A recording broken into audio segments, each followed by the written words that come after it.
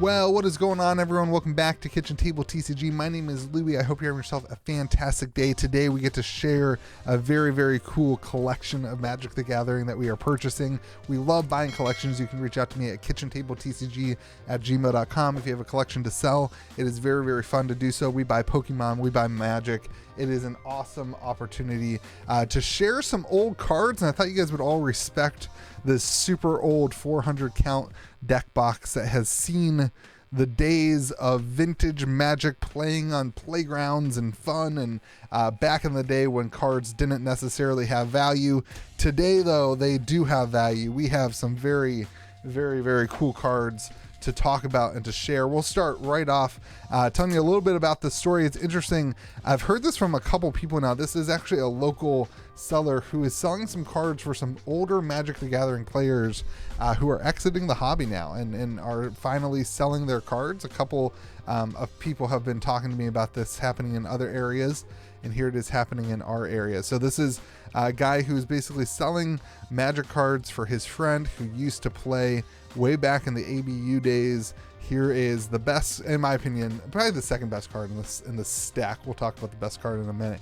But a Mox Sapphire, absolutely gorgeous MP to LP Mox Sapphire from Unlimited. Very, very cool. Good condition. Definitely, sleeve playable. It's really interesting on these cards. You don't have a huge discrepancy in the price. Once you're at MP or LP minus, a lot of the prices are basically the same because people are still playing with this kind of stuff.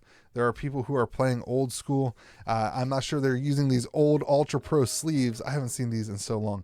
The super ancient Ultra Pro sleeves are really fun.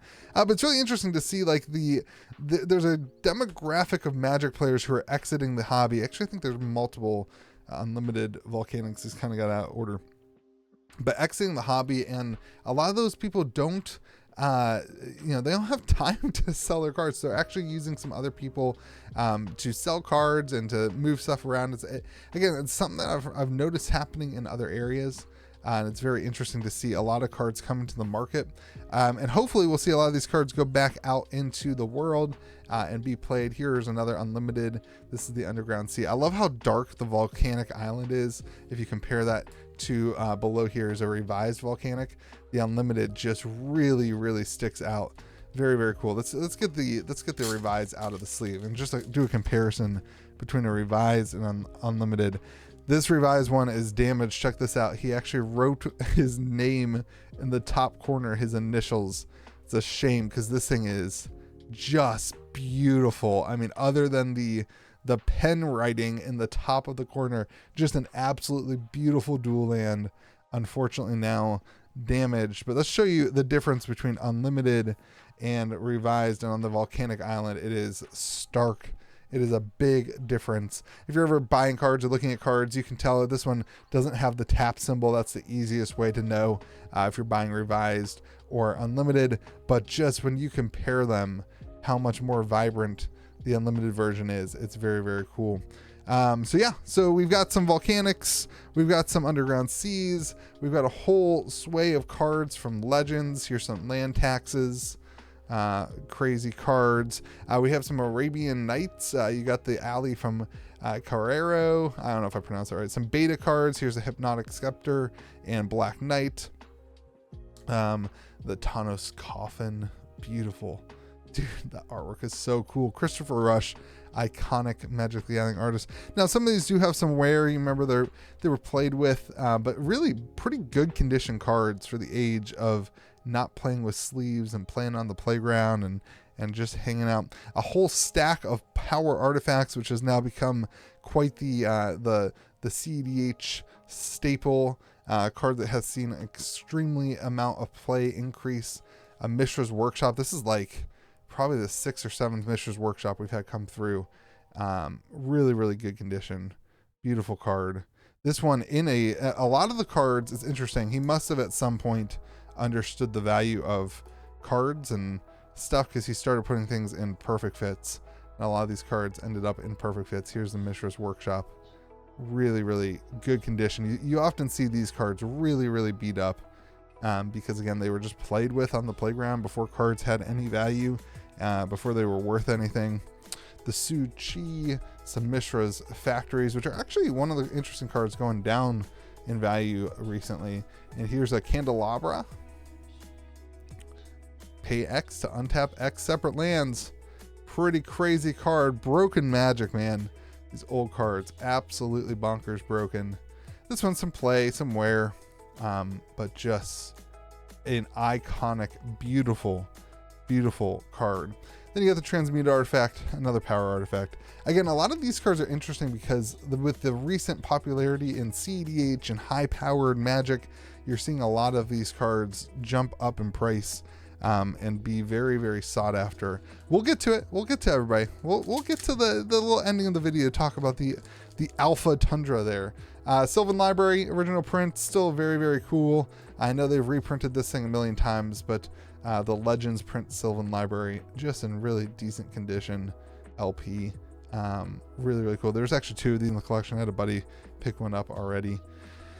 Some Strip Mines, a card that gets, this one hasn't held up as like Sylvan Library, one of those cards where like they keep reprinting. I guess it's just a better, more iconic card. And so the value of the Sylvan Library holds a little bit more true for the original version as opposed to the Strip Mine. You know, the Strip Mine for Commander, a lot of people don't want to play this because they don't like the destroying lands shenanigans, but still a card that sees a lot of reprints too. And so the value of that kind of deteriorates. Wheel of Fortune, a really, really minty copy here of Wheel of Fortune. Just, I mean, unlimited or revised, but still a beautiful, beautiful card. Very, very cool. Wheel of Fortune, copy artifact, a Sorceress Queen. Here you got more Arabian Nights. You got the Sorceress Queen, the King Solomon. These cards are really, really tough to find in good condition. And so I was super stoked to pick up some of these. Like, they are just, for one reason or another, these cards particularly are hard to pick up in good condition, and so really stoked to get some of those. A City of Brass, probably MP on the City of Brass, a card again that has seen a lot of reprints, but the value just still astronomical for the original printing. Some more Strip Mines. Let's see, we got an unlimited Doppelganger, and then a couple more unlimited. There's another unlimited Volcanic Island here. Again, the Volcanic in particularly, the contrast on the card compared to the revised version is just so stark, and so it's so nice to, I don't know, it's just nice to look at it. I was talking to somebody else locally who was saying that they are, I can't get this out of the top loader on the video. There we go. They are, let's compare the tropical island with a tropical island. Do I have a tropical island here? I should. They were talking about how they, maybe I didn't get a tropical. They are getting to the age where they enjoy looking at Magic cards now more than they enjoy playing them, with kids and with all the other stuff going on.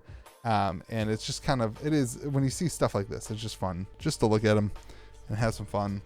So then a whole stack of revised duels, some more Volcanics, some Tundras, Underground Seas, Taigas, Plateaus, Badlands, Savannas, Taigas, Scrublands, Badlands. These still remain to me to be the best look at the vintage Magic market. If you want to know what's going on in vintage Magic, take a look at the dual lands, see what they are doing, and that will tell you if something like a Mox Sapphire is high or low in price right now. They sell so often, and the velocity of sales is so good. That is a really good metric to know how is the state of collecting Magic, how is the state of kind of vintage reserveless Magic. I really believe in that kind of index of the dual lands.